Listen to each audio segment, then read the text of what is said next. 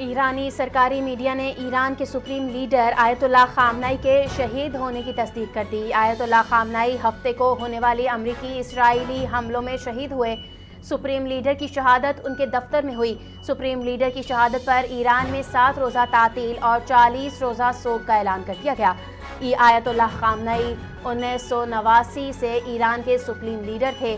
وہ آیت اللہ خامنئی کے خمینی کے انتقال کے بعد ان کے جانشین بنے۔ ایرانی سرکاری میڈیا نے اسرائیل اور امریکی حملوں میں سپریم لیڈر آیت اللہ خامنئی کی بیٹی اور نواسے کی شہادت کی بھی تصدیق کی۔ ایرانی سرکاری میڈیا نے بتایا کہ حملوں میں آیت اللہ خامنئی کے داماد اور بہو بھی شہید۔ آیت اللہ خامنئی کی شہادت پر نجف اور کربلا میں یوم سوگ۔ عراق کے دونوں صوبوں میں عام تعطیل کا اعلان کر دیا گیا۔ ایران کے سپریم لیڈر آیت اللہ خامنئی کی شہادت پر عراق میں مقدس روزوں پر انقلاب کی علامت سرخ لائٹیں روشن کر دی گئی۔ آیت اللہ خامنئی کی شہادت پر مشہد میں امام رضا کے روزے پر سیاہ پرچم لہرا دیا گیا۔ روزے پر زائرین زار و قطار رو رہے ہیں۔ ایرانی سپریم لیڈر آیت اللہ خامنئی امریکی حملے میں شہید ہو گئے۔ ایرانی فوج کا سخت رد عمل، قیادت پر حملے کو ناقابل قبول قرار دے دیا۔ جاہرے کو ہر صورت قیمت چکانا ہوگی۔ ایران کا دو ٹوک موقف، ملکی خود مختاری کے دفاع کے لیے ہر ممکن اقدام کیا جائے گا۔ ایرانی عسکری قیادت کا اعلان، رہبر اعلیٰ پر حملہ سنگین اقدام ہے، فیصلہ کن جواب دیں گے۔ پاسداران انقلاب گارڈز کا انتباہ، ذمہ داروں کو سخت سزا دی جائے گی۔ خطے میں کشیدگی میں اضافہ، ایران کا بھرپور رد عمل دینے کا عندیہ۔ ایرانی پاسداران انقلاب نے امریکہ اور اسرائیل کے خلاف چھٹے حملوں کی لہر کا اعلان کر دیا۔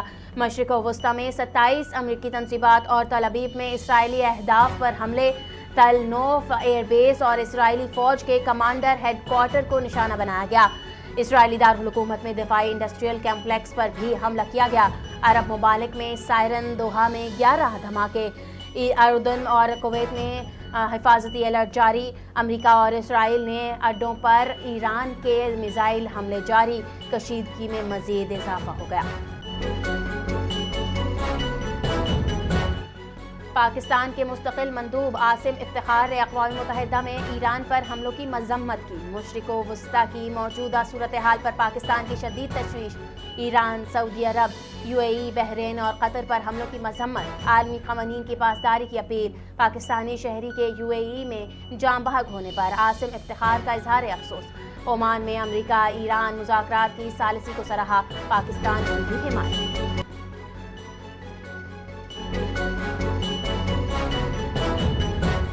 وزیر داخلہ محسن نقوی نے کہا، آج امت مسلمہ ایران اور پاکستان کے عوام کے لیے سوگوار دن ہے۔ آیت اللہ خامنئی کی شہادت کے بعد پاکستان کا ہر شہری اسی طرح غمزدہ ہے جس طرح ایران کے شہری غمزدہ ہیں۔ پاکستان کے عوام دکھ کی اس گھڑی میں ایرانی عوام کے ساتھ کھڑے ہیں۔ وزیر داخلہ نے شہریوں سے اپیل کی کہ وہ قانون کو ہاتھ میں نہ لیں اور اپنے جذبات کا اظہار پرامن اور قانونی طریقے سے کریں۔ علامہ سید شہنشاہ حسین نقوی کی عوام میں پرامن رہنے کی اپیل، ایران کے سپریم کمانڈر کی شہادت پر امت مسلمہ سوگوار۔ علامہ سید شہنشاہ حسین نقوی نے احتجاج کی خبروں پر تشویش کا اظہار کیا، قانون ہاتھ میں نہ لینے کی تلقین کر دی۔ پاکستان کو درپیش سیکیورٹی چیلنجز میں اتحاد کی ضرورت ہے۔ کربلا کے غم کو مد نظر رکھتے ہوئے پرامن اظہار عقیدت کی اپیل، باہمی یکجہتی مضبوط بنائیں، داخلی استحکام اولین ترجیح ہے۔